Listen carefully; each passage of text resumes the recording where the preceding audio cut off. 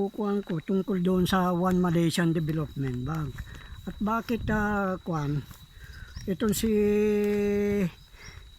Kuting na sinasabi nila ay laging nagdodroga. Kasi kung lagi siya nagdodroga, natitense siya, nininervyos. Dahil baka malaman ng mga tao ang katotohanan. Ito naman mga vlogger nito, mga mainstream media at saka mga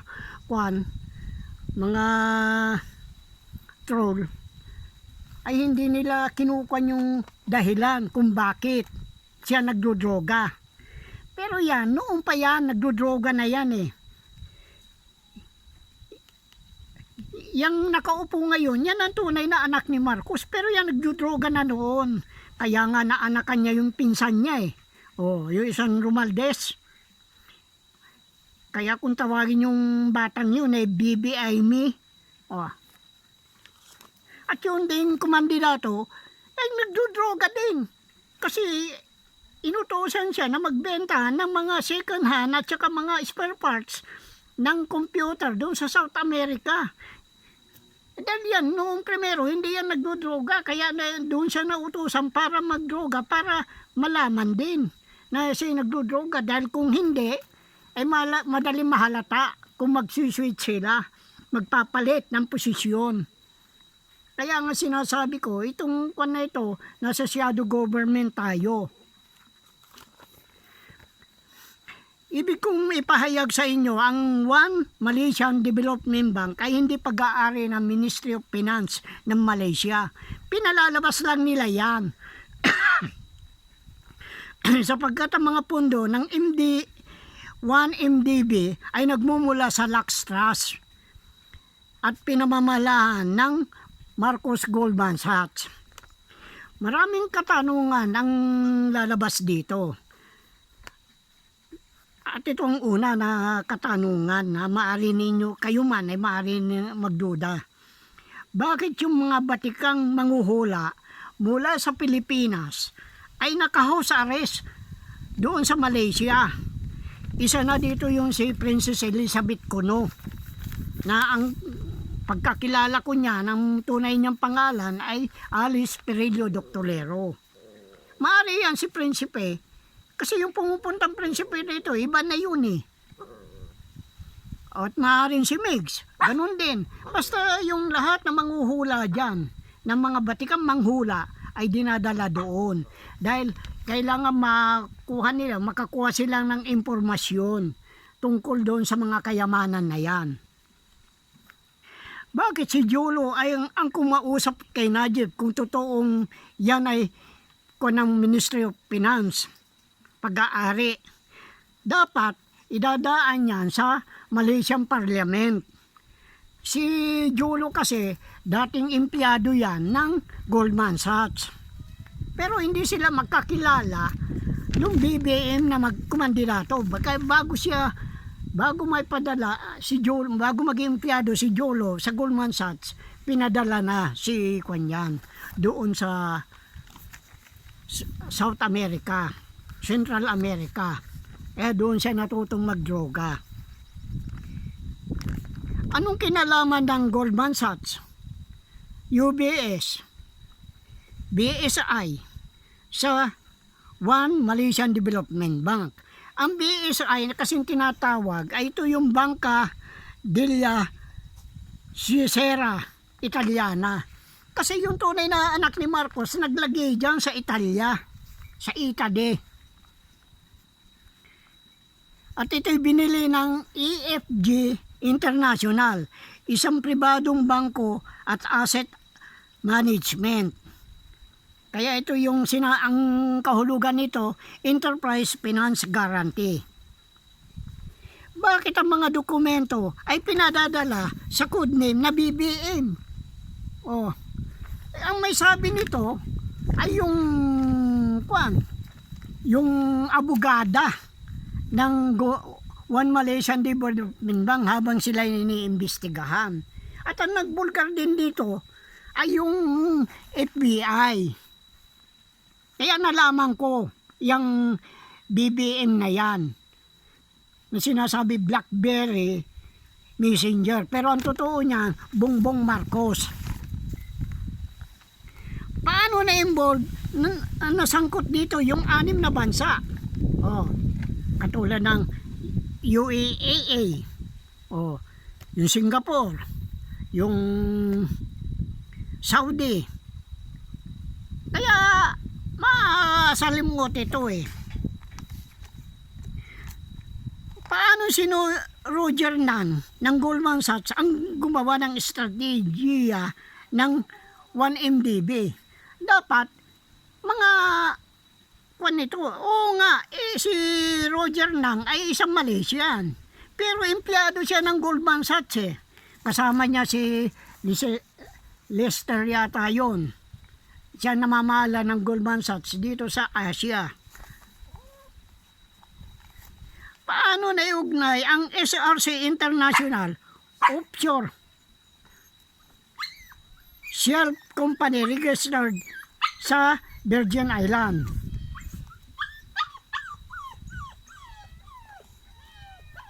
Ito'y dating corporate point BBI Limited. Ang negosyo ng SRC ay mga enerhiya at mga international investment katulad ng infrastructure project.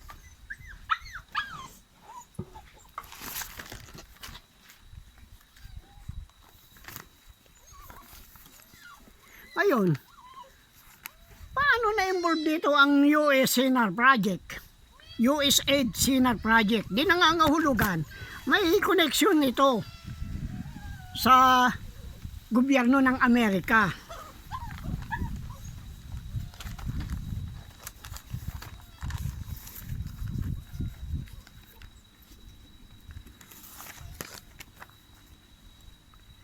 Kaya marami, ito, hindi kayang sagutin nila ito. Dahil malalantad na sila eh.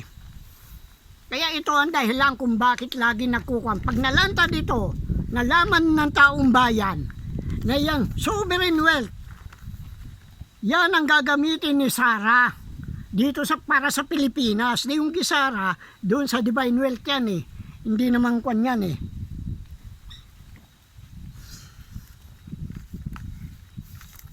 Kaya dapat malaman ninyo, ipakalat ninyo ito para malaman ninyo kung bakit nagnanakaw na yan. O ultimo mga pugo, kinukuha na nila. Kasi wala na sila makuan eh. Kundi ganun ang gagawin nila. Pero nakakagawa pa rin sila ng paraan. Hanggang ngayon gumagawa pa rin sila. Kailangan malantad ng gusto ito. Dahil ito, linilihim ng Malaysian government, linilihim ng Amerika. Dahil nakikinabang ang Amerika, maski na China, nakikinabang dito. Kasi yung AIDS Sarawak report, ipinakita kung paano pinadaloy ng dating Prime Minister ng Malaysia na si Razak Najib ang $700 million na kanyang personal account. Kasi nagkaroon ng investigasyon na ito eh. Kasi alam naman nila na hindi kay mga Marcos ito eh. At ang gumawa ng paraan ay si Jolo. O sino ba si Jolo? O di ba empleyado ng kanyang Goldman Sachs dati. Pero Malaysian din yan. Nagmula siya, ang nuno niya, nagmula sa sa Sabah. At idiniposito sa self companies na ang kahulugan ng mga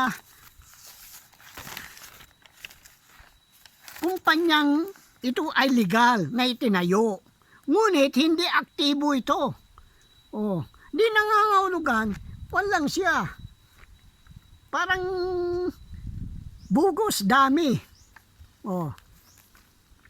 Upang magpalabas ito, upang mapalabas na ito nagmula sa Shell Company na nagbebenta ng mga petroleum product. At saka dinideposito sa SRC International, isang kumpanyang sangay ng 1MDB O, ganyan nila pinakikialaman. Kasi itong 1MDB nito, ang gusto ng mga Marcos noon dito kukunin ang Maharlika Investment Fund. Nailantad ko yun, ito. Kaya hindi na nila maigalaw. Kaya pati itong Malaysia, obligado silang imbestigahan maigi ito. Dahil kung hindi, madadamay sila. Mantaki mo, Prime Minister, napaikot ng mga Marcos. Oh. At maaari din, gumawa sila ng paraan para manalo si Najib. Kasi, yung mga kumontra sa kanya, noon siya nakaupo, pinagtatanggal niya eh. O, parang si Siping. O, ganyan ang style niyan. Pati si Siping ganyan. Kaya mahigit na 4 billion ang nanakaw sa MDB na siyang sovereign wealth ng bayan. Galing dito ang pinambili ng mga pamilya Najib ang mga ari-arian. Kaya nagkaroon ng maraming ari-arian yung ultimo bag, mga yate, mga kung ano-ano, yung paintings na mga mamahalin na paintings. Yan ang mga pinamili nila. Ginamit din ito ni Jolo para masustentuhan ang kanyang Maranyang pamumuhay. At natuntun din ng US DOJ, Department of Justice ng Amerika, ang $100 million mula sa Petro Saudi para makabili ng mga ari-arian sa Hollywood. Karaniwan nagbibili ay mga kanong may lahing Pilipino ang nagbibida noon sa mga pelikula nyon, katulad ni Bautista. Kaya madalas makikita nyo yung wrestler na Bautista, siya madalas na maging bida. At ito nga si Bautista. Ayun, bakit Petro Saudi? Kasi nung sinabing kapapanalo ni Bongbong dito, nagpunta dito yung hari yata ng Saudi eh. Sasabihin kinongratulate siya. Tuwan-tuwa itong mga ulol ng Pilipino, mga troll na pinagmamalaki. Pero hindi nila alam, napakaliking problema ang Saudi dito dahil damay ang Saudi dito. Kasi yung mga ibang pondo na kuha ng Saudi, malalaman nyo mamaya kung paano.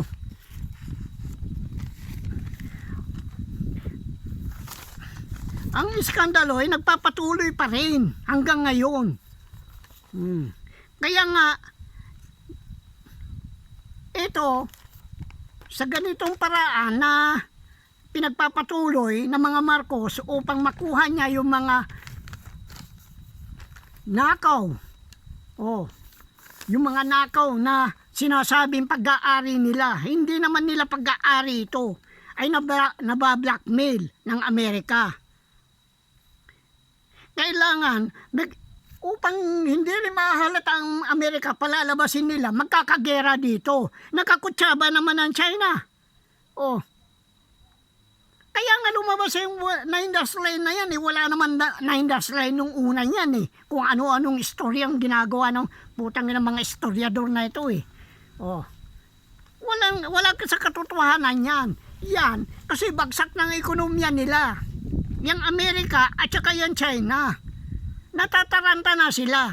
Kaya nga ang dito, yung mga retired na mga opisyal ng CCP, yung ng China, ay dito na dinadala. At itong putang ng mga immigration na ito, ay pinapapasok na nila, magkaroon sila ng permanent visa dito. Magkano ang tinatanggap ba ninyo, mga ulol kayo?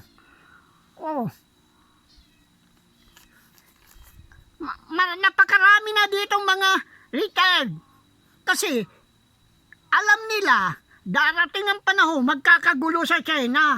upang wag sila maparusahan, dito sila dinadala. At bakit tinatanggap ng tarantadong Marcos na yan kung talagang kalaban ng China? Oh, sinasabi ko na nga sa inyo, magkakasabwat yan. Kung wari away-away, ito naman mga troll na ito, kung wari ganito, ganito, ilinalayo sa tunay na issue. Paano hindi niya tatanggapin eh? Malalaman, baka ikanta ng China na ang kadamay ang China sa pandaraya ng eleksyon dito. Yung kinuha ko yung yung ATP 31. Kaya nga hindi matanggal-tanggal yung communication tower ng China eh. Madalas kong sabihin yan. Hindi nila kayang tanggalin ang communication tower ng China sa mga kampo dito. Para kung may reklamo mga inchik, tatawag lang dyan, pupuntahan na kayo ng mga sundalo. Oh. Kaya itong pangaputangin ng mga politiko na ito, ikaw Duterte, ikaw Sara, oh, ikaw Marcos, mga putangin ninyong mga politiko kayo, lahat kayo, mga magnanakaw. Kaya nagkalat na mga Chinese dito. Ang pagkaalam ko, 93,000 na ang mga retired na kuha ng mga Communist Party ng China ang nandito. Kasi kailangan nila eh. Ang kayamanan ng Pilipinas eh. Mga bagsak na yan. Oh. Ngayon nalantad na yung dollar na yan. Alam na ng buong mundo na ang Pilipinas ang nagpipinans ng gera sa papamagitan ng CIA at saka yung putang inang mga Maharlikan General na yan. Kasabwat ang mga Marcos dyan. Kaya ako galit na galit. Binababoy ninyo itong bayan na ito.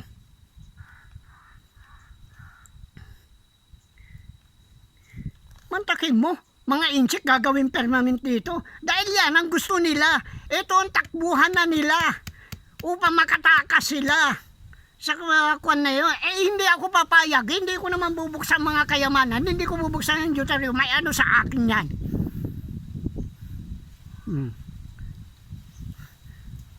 Kailangan masunod yung gusto ko. Kaya nga sinasabi ko na nga 100 na bansa ang gusto nang tumulong dito.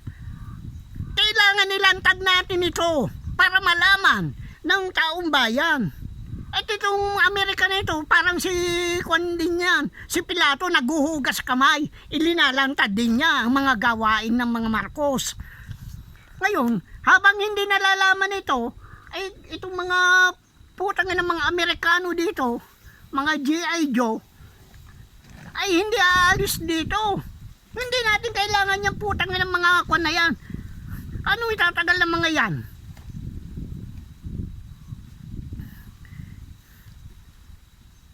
Bakit? Dito ba, ito bang Pilipinas ang nagpapasweldo na rin sa mga kwan ng mga Amerikano? Kaya nga hinahanap ko yung 150 trilyon na binayad ng Amerika. Upang hindi sila makwan, dito nila pinag-imprenta yan. At ginawa nila kung wari yung ginto ni Pinoy. Kaya si Pinoy wala namang ginawa masama yung tao ginawa niya kung anong tama. Pero sasabihin ninyo, napakasama niyang tao. Kayo lang mga politiko nagsasabi niyan. Kayong mga Marcos, mga ulol kayo na bumoto kay Marcos. O, hindi ba? Mga ulol kayo.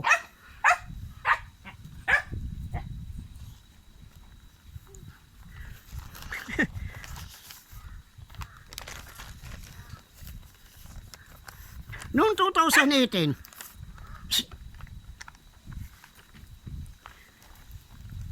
ang DOJ ng US, bukod kay Jolo, may ibang kasabwat pa. Kabilang dito mga ibang opisyal ng Malaysia, Saudi Arabia, UAE, United Arab Emirates. Ang nakinabang sa 4.5 billion dolyar mula sa One Malaysian Development upang ipambili ng mga yate, mga luxury item at iba pang mga ari-arian. Kaya yung pagkuan ng Dubai, maaari sa Pilipinas, sa 1MDB pa rin ang galing yan. Kasi bakit napakalaking pera nandyan? Kasi yung mga binabayad ng developing countries, maliban doon sa third world countries, dahil doon sa third world countries ang napupunta dyan ay sa China yung kay shipping nung maharangan ko yan, wala nang pumupunta doon, kaya yan, nagsimula na silang bumagsak. 2018 nung ginawa ko yan.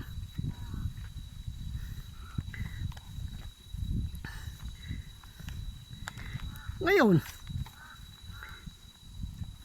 kasi doon sa kwan, ang pagkasabi kasi sa akin, yung pinakamalaking black diamond ay nandoon sa kwan, doon sa Dubai.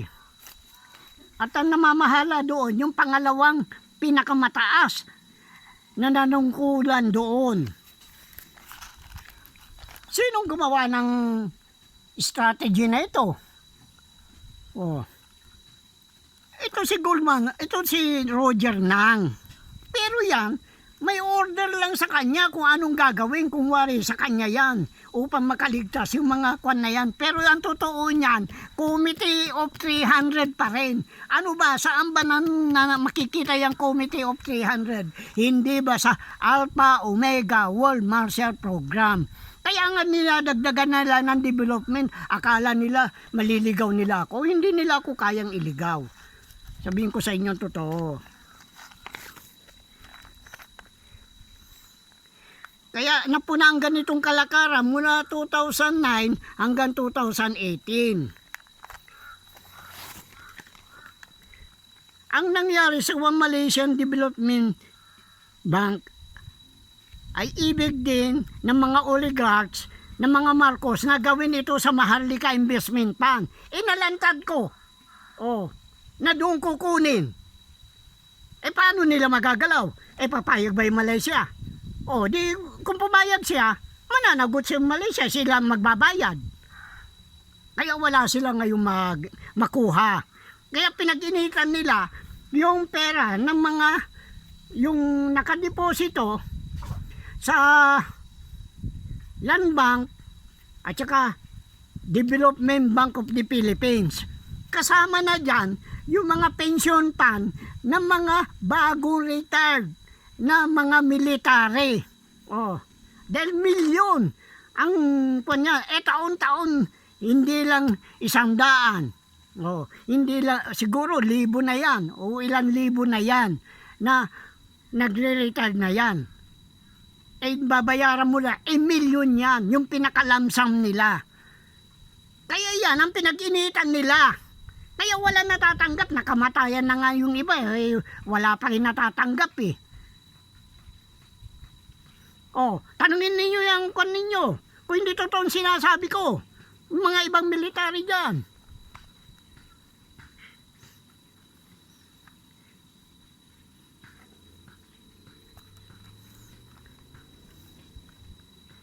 Kaya doon sa kwan, gusto din nilang gayahin yung kwan na yung Sungai Base Airport ng Malaysia. Palagay ko ito yung sa Sabah. Yung sabi nilang green na kwan nila. Yung garden nila doon sa Sabah. At ito, sa pamamagitan ng Bandar Malaysia, kung saan ang pondo magmumula din sa 1MDB.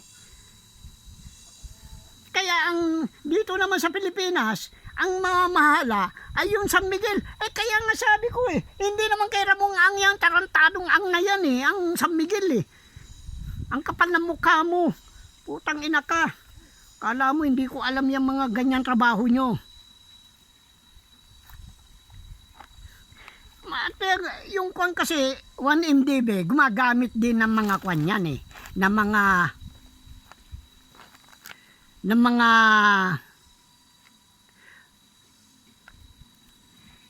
treasury ban. At yan, ginamit niya yung Saudi na Islamic ban. Kaya kaya damay dito ang Saudi. Kasi, ang puhunan, ang kumunang Islamic Bank ay nanggagaling din sa Aramco. Kasi alam na nila, bankrupt na, wala nang ng Aramco eh. 2015 pa yan, alam ko na yan na wala nang makuhan langis. Kukunti na lang ang langis na, parang na lang yan. Yung latak na lang.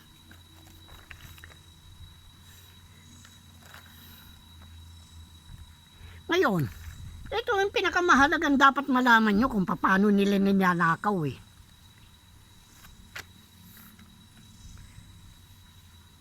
Yung mga pera dyan eh.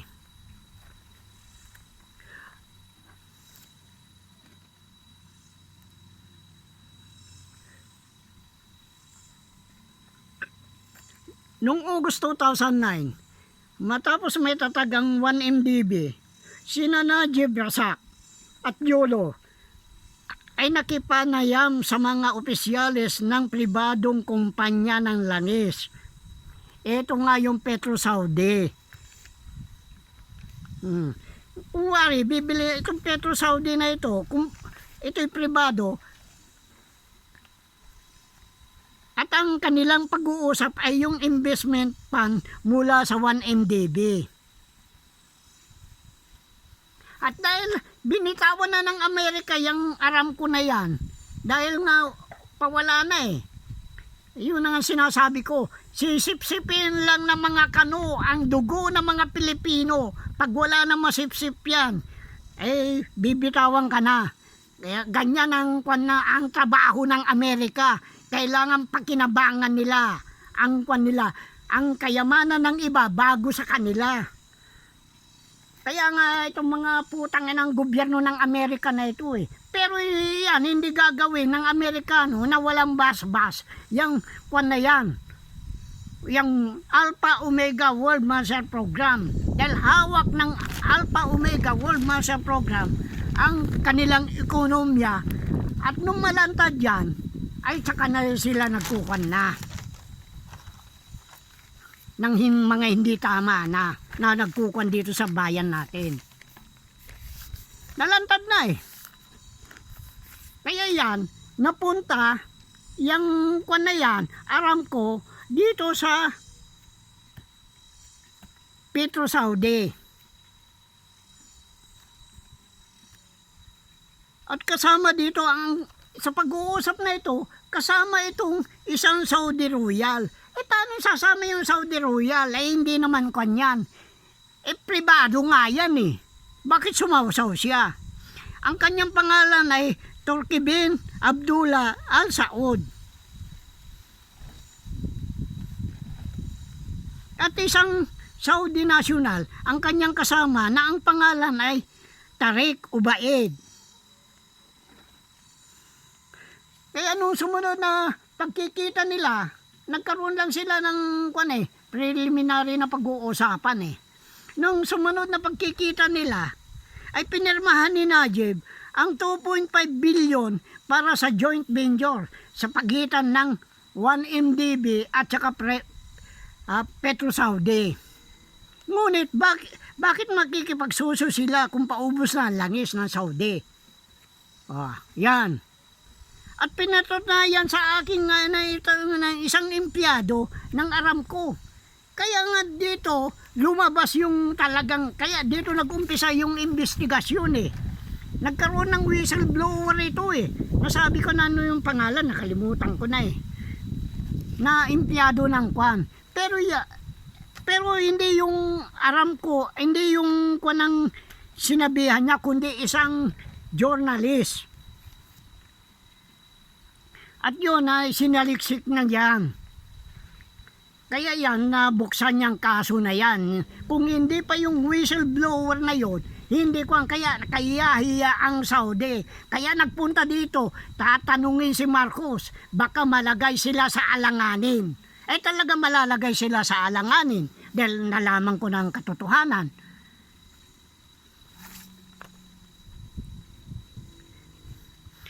kalaunan, ito ang ginamit bilang kunwaring isinusyo.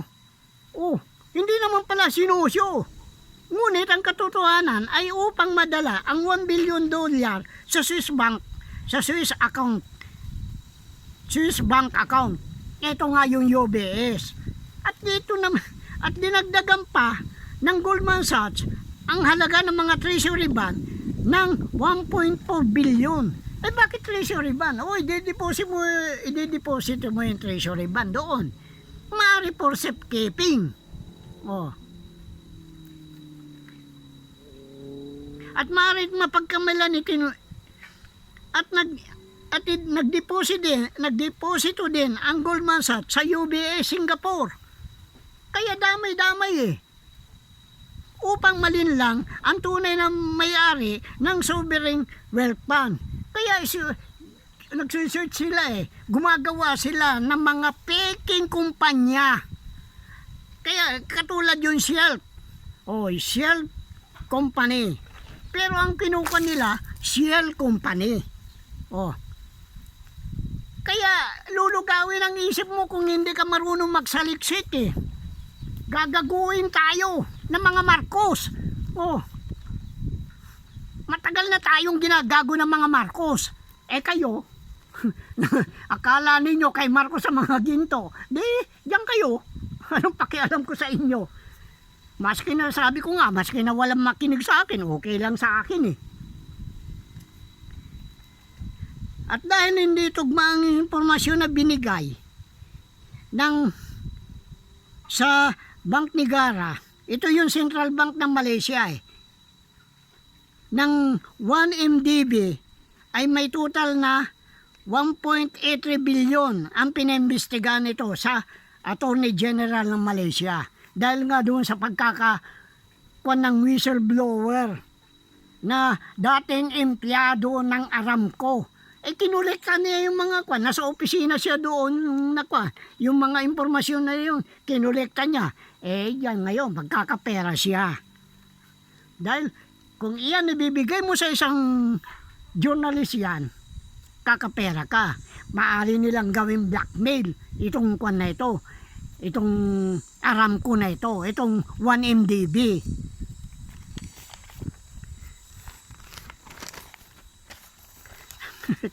Natatawa lang ako dito sa mga puta ng mga ito Nakakaawa na.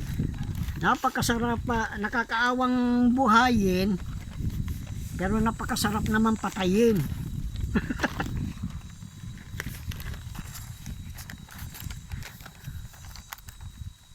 Ngayon, ang katanungan dito, kung nag-issue ang 1MDB ng mga treasury bond, ito yung international bond, sa pagitan ng 2000 hanggang 2014, sino magbabayad ngayon? Sisingilin nila dahil nakapangalan doon sa 1MDB. Hindi naman ako papayag noon. Bahala. Bakit? Sinong gumamit? Di bahala yung Malaysian government yan. Kaya hanggat hindi nakukulong si Marcos, hindi ako papayag. Kailangan silang magdemanda. Kaya nga nag-iimbestiga na sila ngayon. At katulong na itong Amerika, itong US government na naguhugas kamay na. Kaya nga naglalabasan ng mga impormasyon.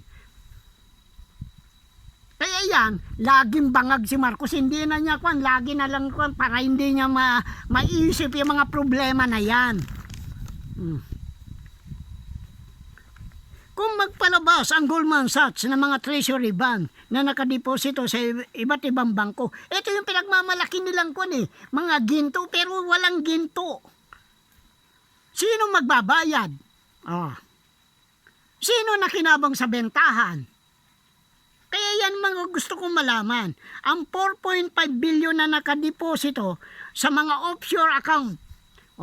Kaya pala ito si Caliente, panayang punta doon sa mga mga iba't ibang bansa putang ina mo, dalantad ka na ngayon. Sabi ko sa iyo, malalantad kayo sa akin Gayabang ka. Dahil nga dyan sa offshore account na yan.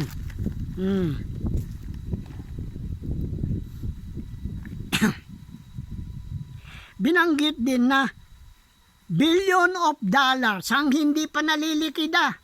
Oh, kailangan yan, Malaysian government ang mag-imbestigan yan, hindi tayo.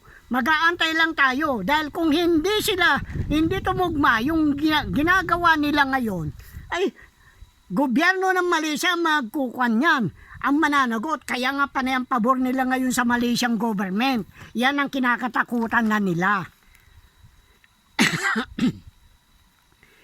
Dahil dito, nakipag-ayos ang Goldman Sachs. Yan kasi, nakuan yan Nagkasundo sila magbayad ng 2.9 billion dolyar. Bukod sa may mga kaso pa sa United States, sa UK, sa Singapore. Kaya nag-iimbestiga, kaya nga panay ang punta, pag kunwari pupunta lang ng si Marcos doon sa Singapore, manunod ng F1, pero hindi yan, iniimbestigahan na siya. Ngayon panay ang labas niya, dahil hindi nga niya malaman, natataranta na siya kasama niya yung mga oligarchs niya Oh.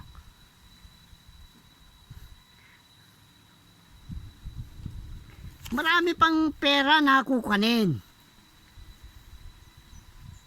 Kaya napakalaking problema ng mga Marcos yan.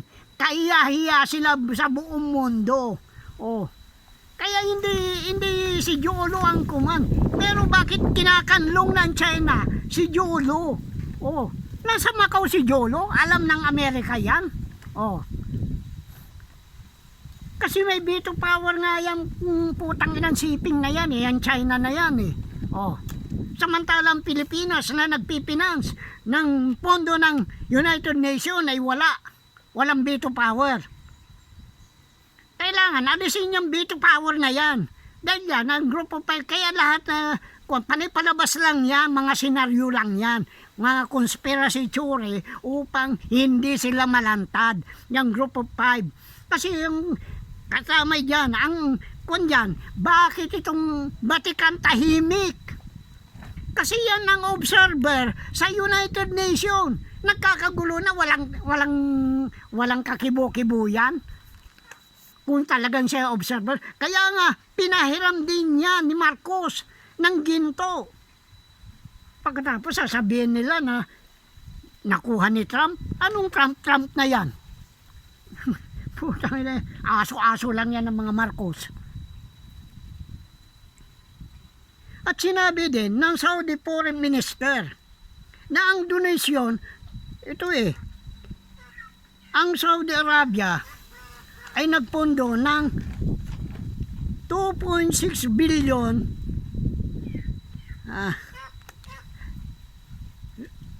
yung perang Malaysia para labanan ang ISIS. Sila lang naman may gawa ng ISIS, katulad dito yung MPA. Sila lang ang may gawa. Ngayon wala ng MPA. Ang lumalabas na MPA ngayon ay yung mga intel na military. Oh, katulad dito, gusto nila akong mga intel din ng military yung galing sa Castañeda. Oh, yung ibig pumatay sa akin na lalagyan nila ako ng karatula na gano'n, huwag tularan. Ito, adik ito, o puser ito.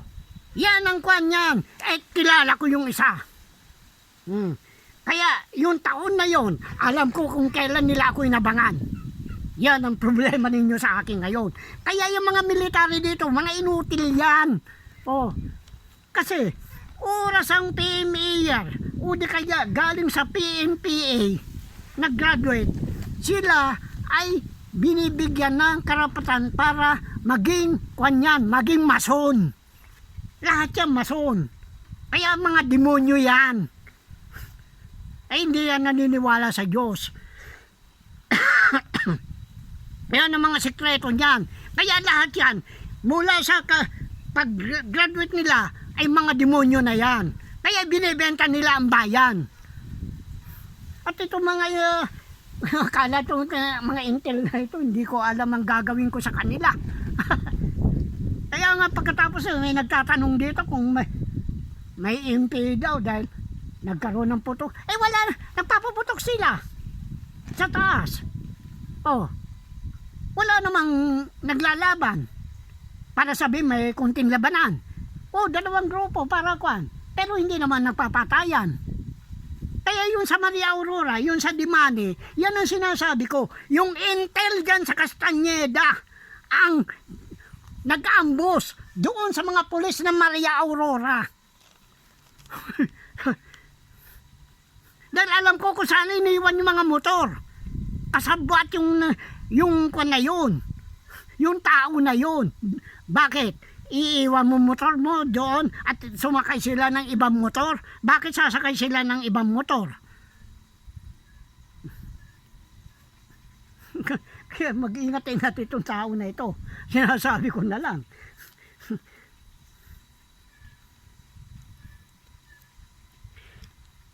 Kaya yung kundin, inamin niya ang Muslim community. Ang nagsabi nito si Juan Abnanwan Mamat. Inamin niya na ang Muslim community sa Pilipinas at Thailand ay tumanggap ng parehang halaga ng donasyon na galing dito sa 2.6 billion ringgit Malaysian.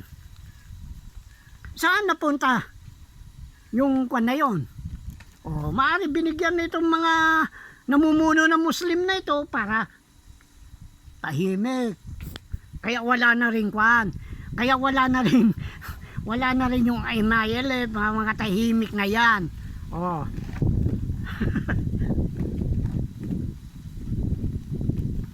Kasi malalaman kung totoo eh. Ngayon, yung iba napunta din sa Thailand. Oh. Pero yung Indonesia, baka Indonesia napunta. Bakit ISIS eh? Sinabi lang na Thailand. Eh wala namang ISIS doon sa kwan eh. Sa Thailand eh. Kundi na sa Indonesia eh.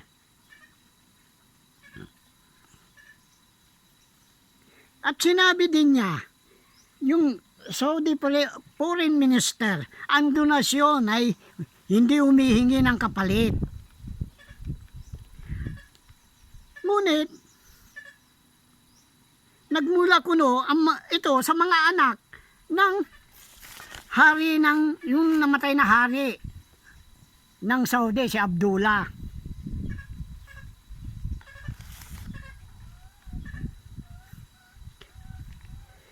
Sangayon naman sa WSG, isang isang kumpanya ng journalist mga ng media eh. Sinabi ng gobyerno ng Saudi, meron silang ebidensya. Ito'y nagmula sa mga kumpanya may kaugnayan sa 1MDB. Hindi ba ito yung Aramco? O ayan. Di alam na ninyo kung paano. Ikalat ninyo para malaman ng taong bayan. Para makuha natin yung pera na yan. Hindi na para makuha na. Dahil yan ang gagamitin na pinaka ni Sara. Oh. Dahil yung gisara ay para sa kwan. Alangan naman mauna yung gisara sa atin. Oh. Kaya kailangan, itong mga Marcos na ito, itong mga politiko nito, maparusahan na. Kaya nga naghahanda yung 100 na bansa. Inaantay lang nila ang go signal. Ano ngayon pinagmamalaki ng mga troll? Ni Marcos at saka mga troll ni Duterte. Oh, pagkatapos gustong-gusto nila si Sara umupo. Eh binibenta din tayo niyan. Gaga na yan. Pagkatapos itong si Carpio, kako, lalabas din ang katotohanan tungkol kay Carpio. Dahil ang asawa ni Sara, Carpio. Ginagamit niya, iba mga apelyido na. Para mailigaw kayo. Pero Carpio, kaya wala akong tiwala dyan sa Carpio na yan. Pera-pera lang ang labanan yan. Kung wari mga matino, saan kayo nagkaroon ng katinuan? Oh, sabihin ko sa inyo, totoo. Ultimo Supreme Court, kayang bayaran. Na nakakaawa ang taong bayan, ilang hakbang na lang kayo sa hukay ninyo. Pero nagagawa pa ninyong magbenta. Putang ina itong mga kwan na ito. Eh paano yan ngayon? Di wala na. Ganyan kalaki ang pera nawawala sa sovereign wealth ng bayan natin. Kaya nga, diyan natataranta si Duterte, maski na si Kibuloy, lahat yan, mga politiko na yan. Kaya kung ano-ano na lang pinaggagawa nila upang iligaw. Nagbabayad sila ng media, nagbabayad ng mga troll, nagbabayad ng mga vlogger upang mailigaw ang katotohanan. Eh sa akin, iba ang galaw ko. Hindi ako pwedeng makikutsaba sa mga putang ng mga yan. Oh, kaya minumura ko kayo. Kaya utabi, umanda ka na. Yun ang sinasabi ko, gumagalaw na ang nag-iisang espiritu. Wala kayong kaalam-alam pa. Gumagalaw na siya. At napakalapit na. Dahil nagpapaalam na, kaya nga nung magsalita siya nung nakaraan mga 20 minutos lang daw umalis na kagad Dahil kailangan na, dahil yung espiritu ng katotohanan, siya ang white spiritual boy. Ngayon, malalaman ninyo ang mga lihim pa sa Biblia. Kaya itong mga religion na ito, mga tumatanggap din ito ng pera. Hindi ba manalo? Saan ka gumawa ang pambili mo ng 737 na Boeing? Ikaw kay Buloy, sasabihin mong sugo ka ng Diyos, pag-aari mong mundo. Magkita lang tayo, ngungud-ngud ka kita sa simento ng kwan mo. At titignan ko lang kung kaya ka iligtas ng Diyos mo. Tangina ka. Sige.